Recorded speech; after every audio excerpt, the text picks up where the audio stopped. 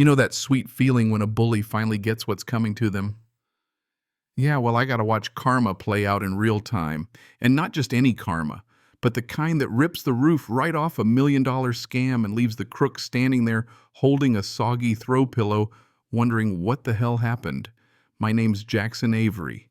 I'm 60 years old now, used to work as an ecological specialist, and for 15 years I thought I'd found the perfect end to a long, noisy life, a piece of Hawaiian wetlands so beautiful it made you forget the world was on fire.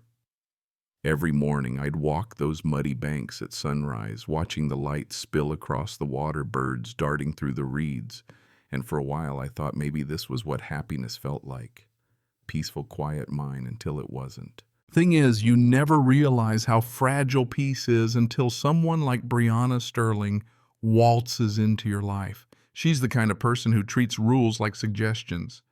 HOA President 55 never met a pair of designer sunglasses. She didn't like stomping through my wetlands in 4-inch heels that kept sinking into the muck, looking at everything like it needed to be bulldozed and sanitized.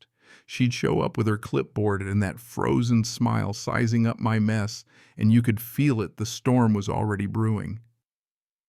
"This wild jungle is dragging down our property values, Mr. Avery," she said, her nails tapping out a Morse code warning on her phone. "We have some very exciting development opportunities." That was code for "I want what you have and I'm coming for it." I pushed back naturally.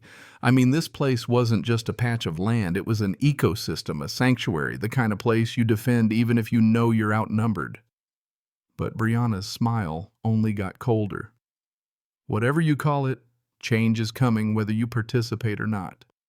She wasn't just threatening, she was announcing a takeover, and everyone in the HOA was in on it except me. I tried to reason with her, tried to explain what the wetlands meant, but it was like talking to a brick wall if the wall wore Chanel and had a law degree. 1 week later, the ambush came. Emergency HOA meeting at the community center. I show up expecting complaints about parking, maybe some neighbor mad about his mailbox, and instead I walk into a full-blown sales pitch, 72 luxury cabins, a tropical paradise resort, right where my sanctuary stood.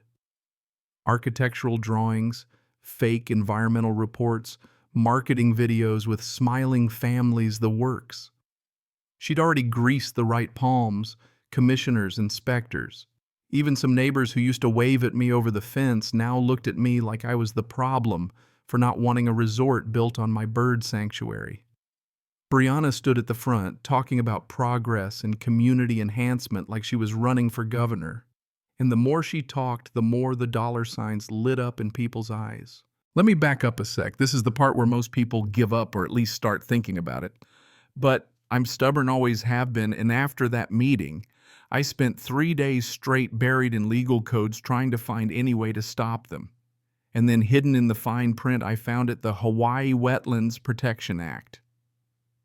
Construction on sensitive wetlands. That's a federal permit job, not HOA or county. Briana and her lawyer, Mark Thompson, real shark in a suit type, thought they could just skip it. That was their mistake.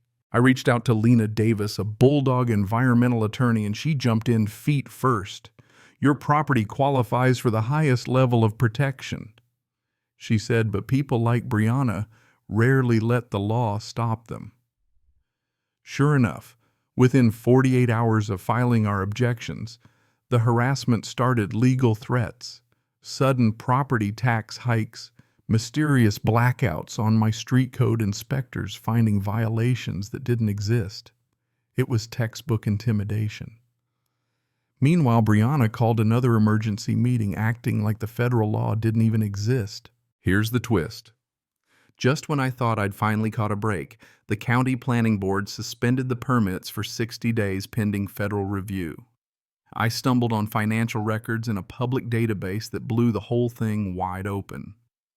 Turns out the commissioner overseeing our case had accepted $25,000 in consulting fees from a shell company linked to the HOA Development Fund. The fix was in. Suddenly my legal objections disappeared into a bureaucratic black hole. Calls to oversight agencies went nowhere. It felt like screaming into the void. Then came the fabricated structural violations. Briana and a deputy showed up at my door with a notice $25,000 in repairs, 30 days, or my house gets demolished. "You're making a mistake, Jackson," she hissed, mask completely off. That's when I realized this wasn't just about wetlands anymore. This was about money buying immunity, about a system so corrupt they didn't even bother to hide it. And right about then, a twist I never saw coming. An anonymous source from inside the HOA slipped me evidence that Briana was faking community petitions, stacking hearings with actors, even pre-purchasing building inspector approvals. She had people reading testimonials straight from a script, and had even used names from cemetery records to pad her lists. It was fraud on a scale I'd only seen in movies. Now, at this point, I could have packed up and left. Neighbors shunned me, friends stopped calling, local businesses treated me like I had the plague. But I looked out at the wetlands, the herons, the egrets, the silent water at sunrise, and I just couldn't do it. If I didn't stand up for them, who would? So I changed tactics, turned into an undercover journalist, set up hidden cameras, started documenting everything. That's how I caught them construction crews dumping concrete waste into protected wetlands using shoddy materials, ignoring basic safety. I got workers on camera admitting the cabins wouldn't survive a strong storm, that management was cutting corners to save money. One foreman told me, if a hurricane hits the flooding, will be catastrophic. They know it, but they just want to sell out before storm season. I took that evidence, built a dossier, programmed a dead man switch that would blast everything to the feds and news outlets if I lost power for more than 6 hours. And then, like a gift from the universe, hurricane season arrived early. Kalani, a monster storm, was barreling straight for us. The timing was almost supernatural. The cabins built with 18-foot pilings in a zone that needed 30 didn't stand a chance. The National Weather Service put out mandatory evacuation orders.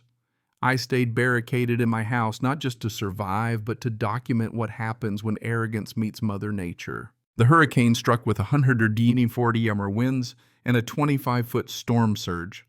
I watched from my fortified second floor as the surge hit the new development. Those 72 luxury cabins crumpled like soda cans, dissolving into the flood in a matter of minutes. Concrete turned to sludge roofs, flew off entire buildings, floated out to sea. The camera footage was brutal, real-time evidence of what happens when you build on lies and ignore science. My property, built with respect for the land, took minor damage. The wetlands, even battered, did what they were meant to do, absorb the surge and protect inland neighborhoods. When the power failed, my auto-upload system kicked in. Viral videos, news coverage, hashtags like #NatureRevenge and #Wetland. Justice exploded overnight. Suddenly, the story wasn't about some stubborn old man fighting progress. It was about corruption, environmental crime, and poetic justice. The feds swooped in. Briana, Mark, the crooked commissioners, they all went down for fraud, bribery, environmental crimes. Insurance companies denied claims. The resort investors sued everyone involved. Briana's mansion, her jewelry, even her car collection gone auctioned off to pay restitution. But you know what the real win was? The wetlands started to heal. Federal agencies locked down the area, restoration teams got to work, and within months, rare birds were nesting again. Water cleared up, native plants came back. Even the county apologized and wiped out my property violations, officially recognizing my fight. The news called me a folk hero. Neighbors who'd shunned me now claimed they'd always supported environmental protection. Funny how fast people change sides. Briana went from HOA queen to a federal inmate, 20 years in a cell smaller than the bathrooms in her failed cabins. The cabins repossessed by the Pacific, nothing left but wreckage, and a lesson nobody in Hawaii's ever going to forget. The system may fail, but nature always gets the last word. So, would you have stayed and fought or walked away? Let me know down below what's your line in the sand when it comes to right and wrong, greed and justice. Hit the share your thoughts, and maybe, just maybe, we'll all learn something about what it means to fight for something bigger than ourselves. Catch you next time.